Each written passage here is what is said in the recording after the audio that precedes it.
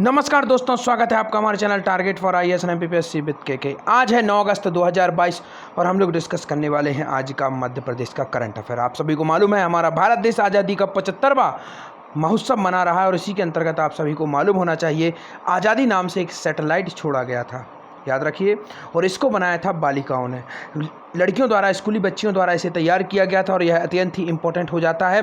इसका नाम क्या था? आज़ादी सैटेलाइट। की प्रोग्रामिंग में मध्य प्रदेश की कितनी बालिकाएं जुड़ी थी? दोस्तों, इसमें पूरे भारतवर्ष से बालिकाओं ने अपना सहयोग प्रदान किया था और मध्य प्रदेश की कुछ बच्चियां भी इसमें शामिल थीं। तो कितनी बच्चियां इसमें शामिल थीं? This is the most important types of question that could ask any of exam which is conducted by Madhya Pradesh government, that is why we should remember that. तो चलिए शुरू करते हैं। Most welcome in this current affair video.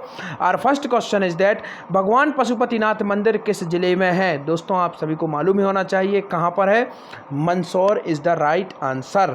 Mandsaur में भगवान पशुपतिनाथ का यह मंदिर है, शिवना नदी के किनारे है। इसको आपको याद रखना है, काफ़ी देखिए इंपॉर्टेंट है। और यहाँ का किला अलाउद्दीन खिलजी द्वारा बनाया गया था। इन सब फैक्ट्स को आपको याद रखना है जो कि अत्यंत ही इंपॉर्टेंट हो जाते हैं। अब यहाँ पर पॉइंट आता है दोस्तों, भगवान पशुपतिनाथ का मंदिर शंकर जी को समर्पित है, शिव जी को समर्पित है। इसके साथ ही साथ में विश्व में दो ही आपको पशुपतिनाथ मंदिर मिलेंगे, एक मंदसौर में और एक आपको नेपाल में सॉरी दोस्तों मिलेगा। अब आज यह चर्चा में क्यों रहा? क्योंकि स्वयं मुख्यमंत्री शिवराज सिंह चौहान जी ने इससे संबंधित इंपॉर्टेंट न्यूज़ आई है। मंदिर में मंदसौर में भगवान पशुपतिनाथ की शाही सवारी गुजरती है दोस्तों, जिसमें मुख्यमंत्री शिवराज सिंह चौहान शामिल हुए हैं और स्वयं रथ खींचा है। तो that is why this is important types of question, इसके लिए मैंने यहाँ पर इसे शामिल किया। डायरेक्ट करंट से इंपॉर्टेंट नहीं है, परंतु इस तरीके के क्वेश्चन भी आपसे घुमाकर पूछे जा सकते हैं। इनको समझाने का मेरा उद्देश्य था, that is why I include this question in this video. आगे बढ़ते हैं। पंडित एस.एन. शुक्ला विश्वविद्यालय कहाँ पर स्थित है? आपका ऑप्शन नंबर 1 है सागर, सतना, शहडोल या फिर Bhopal. Right answer is that Shahdol. काफ़ी अधिक इंपॉर्टेंट दोस्तों, कहाँ पर है? शहडोल में है। अब इसके बाद आपको याद रखना है दोस्तों सतना क्यों इंपॉर्टेंट है, आपको याद रखना चाहिए। 1873 में डॉक्टर कनिंघम थे, इनको यहाँ से सतना की जो उच्चहरा नामक स्थान है, यहाँ से भरहूत का स्तूप प्राप्त हुआ था अशोककालीन। इस पर कौन सी लिपि लिखी हुई थी? इस पर लिखी हुई थी दोस्तों खरोष्टी लिपि। और गरुड़ स्तंभ है दोस्तों विदिशा में जो प्राप्त हुआ था ग्यारसपुर में, उस पर कौन सी लिपि लिखी है? ब्रह्मी। दोनों को याद रख लीजिए, काफ़ी अधिक इंपॉर्टेंट हो जाता है। तो उस पर ब्रह्मी लिपि लिखी हुई है, यहाँ पर कौन सी लिखी हुई है? खरोष्टी लिपि लिखी हुई है। और यह जो विश्वविद्यालय है कहाँ पर है? शहडोल में। अब मैं इसकी चर्चा क्यों कर रहा हूँ? क्योंकि इसके कुलपति की नियुक्ति अभी हाल ही में राज्यपाल द्वारा की गई है। That is why this is important, so I discuss in this video. इसके साथ ही साथ आपको याद रखना है मध्य प्रदेश की प्रथम यूनिवर्सिटी किस शहर में स्थापित की गई थी? 1946 में सागर में की गई थी, 1946 में। उस समय इसका नाम था सागर विश्वविद्यालय। वर्तमान में इसका नाम है डॉक्टर हरि सिंह गौर विश्वविद्यालय। इन्हीं के द्वारा इसकी स्थापना की गई थी और लाहौर अधिवेशन में इन्होंने भाग लिया था 1899 में। तो इसको भी आपको याद रखना है। आगे बढ़ते हैं।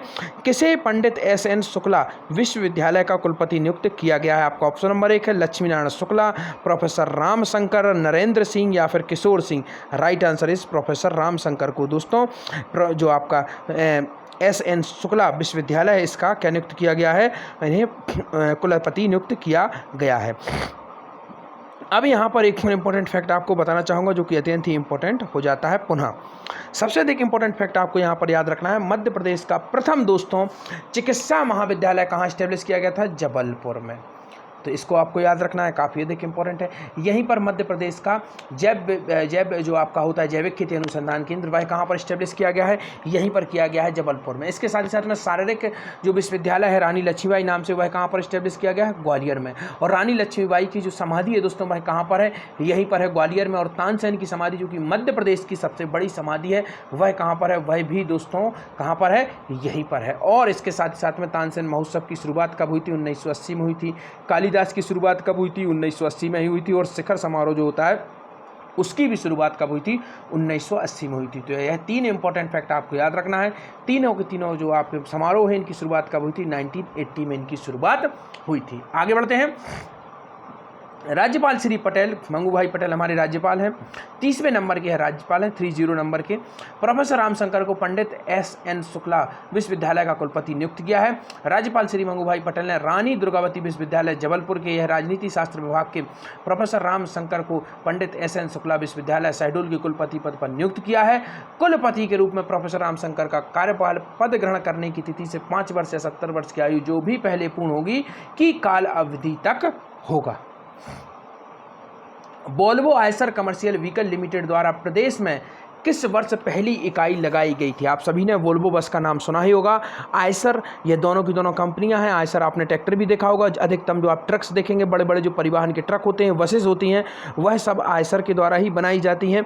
और यह सेकंड लार्जेस्ट कंपनी है कमर्शियली व्हीकल्स की, जो कि कमर्शियली उपयोग किए जाते हैं। बड़े बड़े ट्रक आप देखेंगे अधिकतम आपको आयसर के मिलेंगे। और वोल्वो बसेस तो आप लग्जरी के मामले में जानते ही होंगे। तो दोनों कंपनी एक ही हैं। इसका कमर्शियल व्हीकल लिमिटेड द्वारा किस वर्ष मध्य प्रदेश में पहली इकाई लगाई गई थी? तो आज हम इसको डिस्कस क्यों कर रहे हैं? पहली बात तो ये है, बहुत बड़ा दोस्तों इलेक्ट्रॉनिक व्हीकल का दौर आने वाला है, आप सभी को मालूम है। और मध्य प्रदेश का अभी तक का जो व्हीकल का क्षेत्र, स्पेशली इलेक्ट्रॉनिक व्हीकल का, उसका सबसे बड़ा जो निवेश है वह अगर किसी ने किया है, अभी प्रस्तावित है, अभी किया नहीं गया, परंतु लगभग प्रक्रिया पूरी कर ली गई है, तो वोल्वो आयसर कमर्शियल व्हीकल द्वारा किया गया है। That is why this is very very important types of fact कि इनके द्वारा प्रथम वर्ष, मतलब इनकी जो पहली इकाई थी वह किस वर्ष स्टैब्लिश की गई थी, क्योंकि इस तरीके से आपसे क्वेश्चन पूछे जा सकते हैं करंट से संबंधित। और आप लोग समझेंगे यह हिस्ट्री का क्वेश्चन है, इस तरीके के क्वेश्चन को आप जवाब नहीं दे पाएंगे और यही आपकी सबसे बड़ी गलती होगी। तो मैं हमेशा कहता हूं आपको होलिस्टिक वे में आपको सब कुछ पढ़ना है। इसका राइट आंसर है 1986। अब आपको 1986 से कुछ याद आना चाहिए। क्या याद आना चाहिए? कमेंट सेक्शन में वीडियो को पॉज करके थोड़ा सा आप कोशिश करिए 1986 में मध्य प्रदेश में एक इंपॉर्टेंट थिंग हुई थी, क्या थी उसके बारे में आपको बताना है। चलिए मैं ही बता देता हूँ। 1986 में आपको याद रखना है दोस्तों, खजुराहो को यूनेस्को विश्व धरोहर सूची में शामिल किया गया था। 1989 में किसे किया गया था? सांची को किया गया था। और 2003 में किसे किया गया था? भीमबेटका को किया गया था। अभी हाल ही में अस्थायी रूप से किस राष्ट्रीय उद्यान को शामिल किया गया यूनेस्को की उसमें? तो इसका नाम है सतपुड़ा को शामिल किया गया है। इसको याद रखिए, काफ़ी अधिक इंपॉर्टेंट है। सतपुड़ा को अस्थायी रूप से शामिल किया गया है। इसके साथ ही साथ में जो लैंड स्केप कार्यक्रम के अंतर्गत ग्वालियर एवं ओरछा को शामिल किया गया है। तो यह कुछ इंपॉर्टेंट फैक्ट हैं जिनको आपको याद रखना है। रामसर समझौता भी अभी हाल ही में आप सभी को मालूम होना चाहिए, 1971 में यह पहली बार में हुआ था।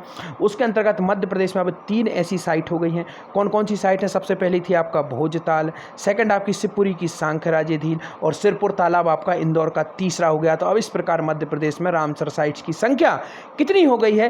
3 हो गई है। मध्य प्रदेश में एक राष्ट्रीय उद्यान भी बनाया गया है, नया का नया, सॉरी दोस्तों राष्ट्रीय उद्यान नहीं, अभ्यारण्य नया बनाया गया है।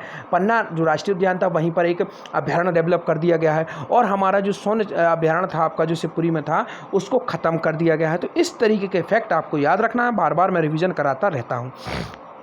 Volvo Eicher commercial vehicle limited की वर्तमान में मध्य प्रदेश में कितनी इकाइयां कार्यरत हैं? तो अब हमें देखना है, पहली इकाई तो हमने देख ली 1986 में स्टेब्लिश हुई। सबसे बड़ा इलेक्ट्रॉनिक व्हीकल्स में भी निवेश भी इन्हीं के द्वारा आ रहा है, इसीलिए मैं यहाँ पर इनकी हिस्ट्री को पूरा का पूरा डिस्कस कर रहा हूँ आपसे मध्य प्रदेश से संबंधित। तो अब इनकी कितनी इकाइयाँ कार्यरत हैं वर्तमान में? 8, 10, 5 या फिर 4? राइट आंसर इज डेट 8 इकाइयाँ इनकी वर्तमान में कार्यरत हैं मध्य प्रदेश में। मध्य प्रदेश में इलेक्ट्रिक वाहन औद्योगिक क्षेत्र में कितने निवेश प्रस्तावित हैं? तो यह भी अत्यंत इंपॉर्टेंट हो जाता है। तो आपको ऑप्शन नंबर 1 है 1,500 करोड़, 2,000 करोड़, 100 करोड़ या फिर 500 करोड़। इसका राइट आंसर है दोस्तों आपका ऑप्शन नंबर 1 1,500 करोड़। तो मध्य प्रदेश में दोस्तों इलेक्ट्रॉनिक वाहन औद्योगिक क्षेत्र में कितना निवेश है? तो 1,500 करोड़ का दोस्तों निवेश इनके द्वारा किया जा रहा है। इसीलिए यह अत्यंत इंपॉर्टेंट हो जाता है कि हमें इससे जो कंपनी है इससे संबंधित मध्य प्रदेश में कितनी इकाइयाँ हैं?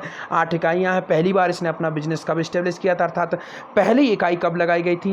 1986 में लगाई गई थी। दोस्तों इस कंपनी द्वारा आपको यकीन नहीं होगा 32,000, जी हाँ ये सरकार का डाटा है, लगभग 32,000 लोगों को प्रत्यक्ष अप्रत्यक्ष रूप से रोजगार देती है यह कंपनी मध्य प्रदेश में। तो आप समझ सकते हैं कितना बड़ा हिस्सा मध्य प्रदेश का रोजगार प्राप्त करता है इस कंपनी के माध्यम से, इसलिए यह अत्यंत ही इंपॉर्टेंट हो जाता है। देखते हैं पूरी न्यूज को। मध्य प्रदेश में इलेक्ट्रॉनिक वाहन उद्योग क्षेत्र में 1,500 करोड़ के निवेश का प्रस्ताव, संचालित इकाइयों के विस्तार और नवीन निवेश को देंगे पूरा सहयोग, मुख्यमंत्री शिवराज सिंह चौहान ने कहा। आयसर कंपनी के एमडी श्री अग्रवाल ने की मुख्यमंत्री शिवराज सिंह चौहान से भेंट। Volvo Eicher commercial vehicle limited द्वारा 1986 में पहली इकाई लगाई गई थी। वर्तमान में पीतमपुर और वगरौदा में 8 इकाइयां चल रही हैं। आज़ादी सैटेलाइट की प्रोग्रामिंग में मध्य प्रदेश की कितनी बालिकाएं जुड़ी थीं? आपका ऑप्शन नंबर 1 है 15 जुड़ी थीं, 58 जुड़ी थीं, 50 जुड़ी थीं या फिर 12 जुड़ी थीं। Right answer is 15। तो जो आज़ादी नामक सैटेलाइट थी दोस्तों, इसकी प्रोग्रामिंग में मध्य प्रदेश की कितनी बालिकाएं जुड़ी थी? 15 जुड़ी थी।